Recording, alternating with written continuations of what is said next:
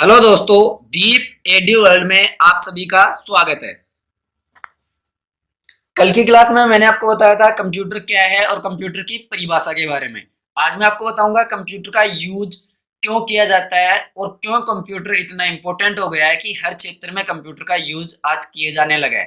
तो कंप्यूटर का यूज क्यों किया जाने लगा है, कंप्यूटर की कौन कौन सी ऐसी विशेषताएं हैं जिनके कारण कंप्यूटर का यूज हर जगह पे किया जाता है। तो आज की क्लास शुरू करने से पहले आप चैनल को सब्सक्राइब करें और बेल आइकन प्रेस करें जिससे कि आपको मेरे लेटेस्ट वीडियो का नोटिफिकेशन रेगुलर मिलता रहे और आप कंप्यूटर के क्षेत्र में आपको भी नॉलेज होता रहे और आप कंप्यूटर के क्षेत्र में आगे बढ़ते रहें। तो चलिए शुरू करते हैं कंप्यूटर की विशेषताओं के बारे में कि कौन कौन सी कंप्यूटर की विशेषताएं हैं। कंप्यूटर की विशेषताएं, तो फर्स्ट कंप्यूटर की विशेषता जो होती है वो होती है गति। मतलब कंप्यूटर तेज गति से कार्य करता है, इसी कारण कंप्यूटर का यूज हर क्षेत्र में किया जाता है।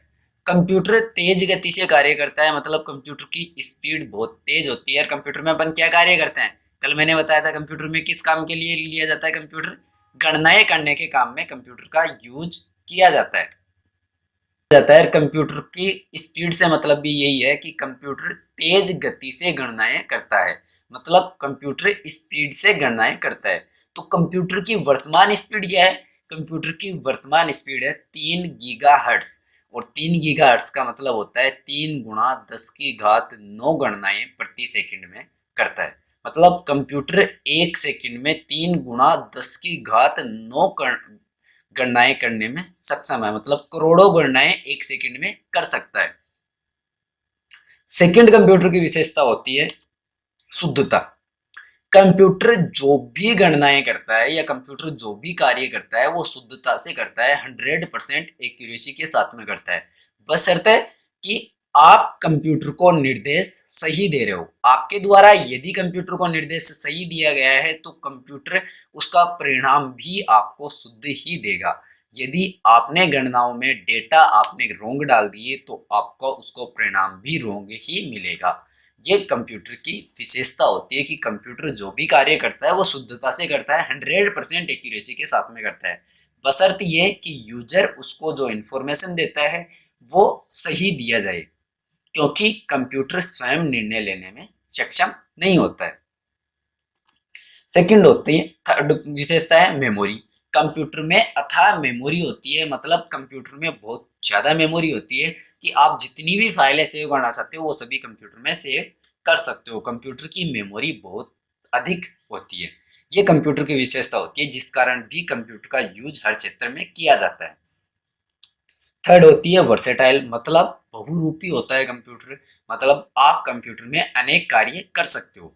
मतलब कंप्यूटर में यदि आपको मनोरंजन के लिए कंप्यूटर का यूज कर रहे हो तो क्या करोगे, आप मनोरंजन के लिए कंप्यूटर का यूज करते हो तो मनोरंजन के लिए जो कंप्यूटर का यूज करोगे तो उसमें आप गेम वगैरह खेल सकते हो, आप पिक्चर वगैरह देख सकते हो, गाने वगैरह सुन सकते हो। आपको यदि बिजनेस मैनेजमेंट से संबंधित कंप्यूटर में कार्य करना है तो आप सैलरी शीट भी बना सकते हो, अकाउंट्स वर्क भी कंप्यूटर में कर सकते हो, आप अपनी फाइलों को मैनेज भी कर सकते हो, आप अपना स्टॉक मेंटेन भी कंप्यूटर में कर सकते हो।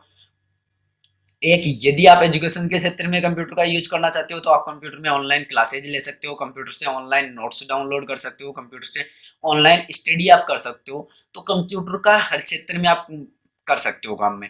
यदि आपको अपने कोई भी डॉक्यूमेंट्स तैयार करने हैं, कोई भी रिज्यूम तैयार करना है, कोई भी पंपलेट डिजाइन करना है, यदि आपको कोई भी विजिटिंग कार्ड तैयार करना है, वो सारे कार्य भी आप कंप्यूटर में कर सकते हो। तो कंप्यूटर में हर क्षेत्र का कार्य कंप्यूटर कर सकता है, इस कारण कंप्यूटर बहुरूपी होता है। कंप्यूटर की बहुरूपी या वर्सेटाइल कंप्यूटर की एक विशेषता होती है। फिर है नेक्स्ट विशेषता आपकी लॉजिकल, मतलब कंप्यूटर में तर्क शक्ति होती है, लॉजिकल गणनाएं भी कंप्यूटर कर सकता है।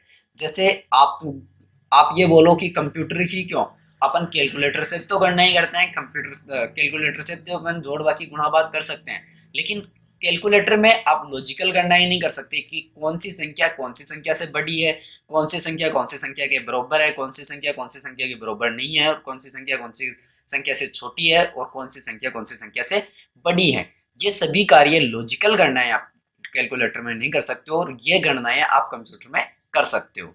इस कारण लॉजिकल मतलब कंप्यूटर की तर्क शक्ति भी कंप्यूटर की एक विशेषता है।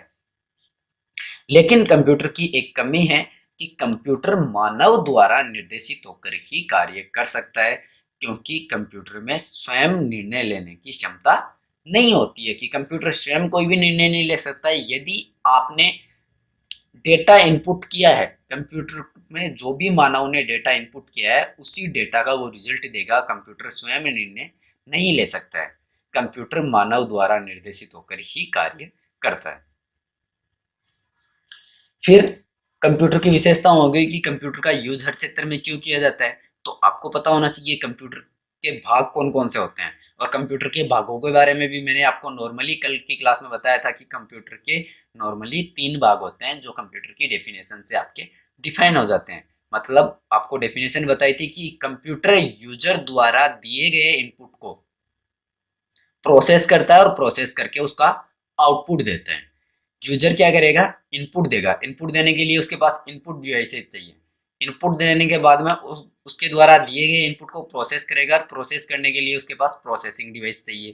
थर्ड होता है आउटपुट डिवाइस, जो उसने इनपुट दिया उसका रिजल्ट क्या है वो देखने के लिए उसके पास आउटपुट डिवाइस होना चाहिए। तो कंप्यूटर के 3 तो मुख्य भाग हो गए, और चौथा होता है आपका मेमोरी, जिसमें आप डेटा जो भी इनपुट दिया, इनपुट को आउटपुट आया, उस आउटपुट को आप सेव करना चाहते हो तो आप मेमोरी डिवाइस में सेव कर सकते हो। ऐसे कंप्यूटर के 4 भाग होते हैं। चलिए देखते हैं, कंप्यूटर के भागों को समझते हैं, कौन कौन से भाग होते हैं और कौन कौन से प्रकार होते हैं भागों के। जैसे कंप्यूटर के भाग, कंप्यूटर का फर्स्ट भाग होता है इनपुट डिवाइस। इनपुट डिवाइस कौन कौन से होते हैं? इनपुट डिवाइस एक होता है टेक्सचुअल इनपुट डिवाइस, जिसके जरिए आप टेक्स्ट इनपुट करवाते हो। तो वो कौन सा है? टेक्सचुअल इनपुट डिवाइस क्या है? कीबोर्ड, जिसके जरिए टेक्स्ट इनपुट किया जाता है वो होता है टेक्स्ट इनपुट डिवाइस, और वो होता है आपका कीबोर्ड। एक होता है pointing input device. Pointing input device क्या होता है? माउस। माउस के जरिए आप पॉइंटिंग इनपुट डिवाइस होता है जिसके जरिए आप पॉइंट सेलेक्ट करते हो, किसी फाइल को सेलेक्ट करते हो, या किसी भी फाइल से संबंधित ऑप्शन देखने के लिए आप माउस का यूज लेते हो। माउस के बाद में आता है जॉयस्टिक। जॉयस्टिक इनपुट डिवाइस है, और ये आप कंप्यूटर में गेम खेलने के लिए यूज में लिया जाता है। थर्ड होता है आपका स्कैनर। स्कैनर कंप्यूटर में स्कैन करके डॉक्यूमेंट्स को इंसर्ट करवाया जाता है। जैसे आप किसी के पास भी ऑनलाइन फॉर्म भरवाने के लिए गए, जैसे आपने राजस्थान पुलिस का या पटवारी का, या फिर आपने कोई भी एग्जाम फॉर्म भरवाने के लिए, या आपने किसी भी चीज़ के लिए आवेदन किया, आधार कार्ड के लिए आवेदन किया, तो आपके डॉक्यूमेंट्स स्कैन करके अपलोड किए जाते हैं, कि कंप्यूटर में स्कैन के जरिए लिए जाते हैं। और स्कैन क्या किया जाता है? एक मशीन होती है, जैसे ये मशीन आपको स्क्रीन पे दिख रही है, ऐसी मशीन आती है, उस मशीन में आपके डॉक्यूमेंट्स को रख दिया जाता है, और इसको बंद जैसे ही करेंगे, बंद करके कंप्यूटर में स्कैन किया जाता है, और वो इमेज, उसकी फोटो आपके कंप्यूटर में ऑटोमेटिक इंसर्ट हो जाती है। तो वो स्कैनर क्या होता है? इनपुट जाएगा उसके जरिए कंप्यूटर में, तो स्कैनर इनपुट डिवाइस होता है। फिर होता है MICR। MICR भी इनपुट डिवाइस होता है, और MICR होता है तो आपके चेक भुगतान होते हैं, चेक वगैरह होते हैं, चेक DD वगैरह होते हैं, उनके नंबर स्कैन करने के लिए बैंक में आपने देखा होगा कि आपका चेक स्कैन होता है, चेक के नंबर स्कैन होते हैं कि चेक सही है या गलत है। चेक के नंबर स्कैन करने के लिए जिस मशीन का यूज किया जाता है वो होती है MICR। जैसे MICR आपको स्क्रीन पे दिख रही है कि चेक स्कैन करने के लिए यूज में ली जा रही है, ये होती है MICR। इसके जरिए भी आपका इनपुट डिवाइस होता है MICR। इसके जरिए आपके चेक के नंबर कंप्यूटर में लिए जाते हैं। फिर सेकंड कंप्यूटर का भाग होता है प्रोसेसिंग डिवाइस। और प्रोसेसिंग डिवाइस आपका क्या होता है? CPU। और CPU में जो आपका प्रोसेसिंग डिवाइस होता है, जैसे इंटेल का था, फिर Intel P4, Intel dual core, Intel P3, Intel i3, i5, i7, ये आपके अलग अलग जो बोले जाते हैं वो होते हैं कंप्यूटर के प्रोसेसर, और अलग अलग प्रोसेसर की अलग अलग क्षमता होती है। जैसे नॉर्मली आपको जो पुराने प्रोसेसर हैं उनके सभी की इमेज आपको स्क्रीन पे शो कर रही है। तो ये प्रोसेसिंग डिवाइस होता है, जिसे नॉर्मल अपन अपनी भाषा में CPU भी बोल सकते हैं। थर्ड आपका कंप्यूटर का भाग होता है आउटपुट डिवाइसेज। आउटपुट डिवाइस क्या होता है? एक तो होता है सॉफ्ट कॉपी आउटपुट डिवाइस, एक होता है hard copy output device. Soft copy output device क्या होगा? कंप्यूटर की डेस्कटॉप, जिसमें अपन चेंज कर सकते हैं। सॉफ्ट कॉपी में अपन चेंज कर सकते हैं कि अपन टाइप करके अपन उसमें और भी चेंज कर सकते हैं, या अपन उसमें चेंजिंग कर सकते हैं, एडिटिंग कर सकते हैं, वो होती है सॉफ्ट कॉपी। और सॉफ्ट कॉपी आउटपुट डिवाइस क्या होता है आपका? सॉफ्ट कॉपी आउटपुट डिवाइस या फर्स्ट आउटपुट डिवाइस होता है आपका डेस्कटॉप, जो आपको स्क्रीन पे दिखाई दे रहा है। फिर नेक्स्ट होता है हार्ड कॉपी आउटपुट डिवाइस। और हार्ड कॉपी आउटपुट डिवाइस क्या होता है? आपका प्रिंटर, जिसके जरिए आपको हार्ड कॉपी मिलती है, जिसमें अपन कोई चेंजिंग नहीं कर सकते हैं। जो भी आपने डिजाइन किया, जो भी आपने काम किया, उस काम की हार्ड कॉपी आपने ले ली। मतलब जैसे आप फॉर्म भरवाने जाते हो, आपने कोई भी कॉलेज वगैरह का फॉर्म फिल किया, आपने कोई भी कंपटीशन एग्जाम का फॉर्म फिल किया, कॉलेज का एग्जाम फॉर्म फिल किया या कंपटीशन एग्जाम का फॉर्म फिल किया, तो कंपटीशन एग्जाम हो या कॉलेज का फॉर्म हो, उसमें कई बार ये होता है कि आपको उससे संबंधित डिपार्टमेंट में जो आपने फॉर्म फिल किया उसकी हार्ड कॉपी डिपॉजिट करवानी है, कि आपने ऑनलाइन ये फॉर्म फिल कर दिया या ऑनलाइन आपने चालान कटवा दिया, उस चालान की हार्ड कॉपी आपको वहाँ पे देनी होती है। तो वो हार्ड कॉपी आप कैसे निकालोगे कंप्यूटर से? जिस डिवाइस के जरिए आप वो हार्ड कॉपी बाहर निकालोगे वो होता है प्रिंटर, और प्रिंटर होता है आपका hard copy output device. Fourth आपका कंप्यूटर का भाग होता है मेमोरी डिवाइस। और मेमोरी डिवाइस कौन कौन से होते हैं? कंप्यूटर में दो प्रकार की मेमोरी होती है, एक तो होती है प्राइमरी मेमोरी, एक होती है सेकेंडरी मेमोरी। प्राइमरी मेमोरी में डेटा तब तक सेव रहता है जब तक आपका कंप्यूटर ऑन रहता है, और सेकेंडरी मेमोरी में डेटा आपके द्वारा सेव किया गया रहता है, जो कंप्यूटर का पावर ऑफ होने के बाद भी कंप्यूटर में सेव रहता है। तो कंप्यूटर की मेमोरी कौन कौन सी होती है? मेमोरी नॉर्मल होती है hard disk. Hard disk computer की सेकेंडरी मेमोरी होती है, जिसमें डेटा परमानेंट रूप से सेव हो सकते हैं। एक होती है कंप्यूटर की रैम, एक होती है कंप्यूटर की रोम।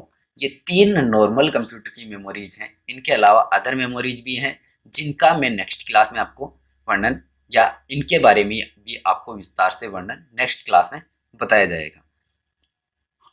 फिर है आपके कंप्यूटर की संरचना, की कंप्यूटर कार्य कैसे करता है।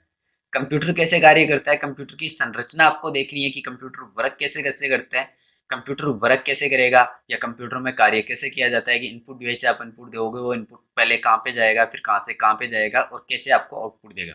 तो फर्स्ट आपने इनपुट डिवाइस के जरिए इनपुट दिया, वो इनपुट कहाँ पे जाएगा? प्रोसेसिंग डिवाइस में। और प्रोसेसिंग डिवाइस से वो इनपुट जो आपने दिया वो जाएगा प्राइमरी मेमोरी में, और प्राइमरी मेमोरी से फिर वापस वो मेमोरी डिवाइस से कहाँ पे जाएगा? प्रोसेसिंग डिवाइस में, और प्रोसेसिंग डिवाइस से जाएगा आउटपुट डिवाइस में, और आउटपुट डिवाइस में आपको डेस्कटॉप पे शो करेगा। फिर आप उसको परमानेंट यदि सेव करना चाहते हो तो वापस प्रोसेसिंग डिवाइस में आएगा, और वापस प्रोसेसिंग डिवाइस में आके आपका मेमोरी में सेव हो जाएगा। यह होती है कंप्यूटर की संरचना।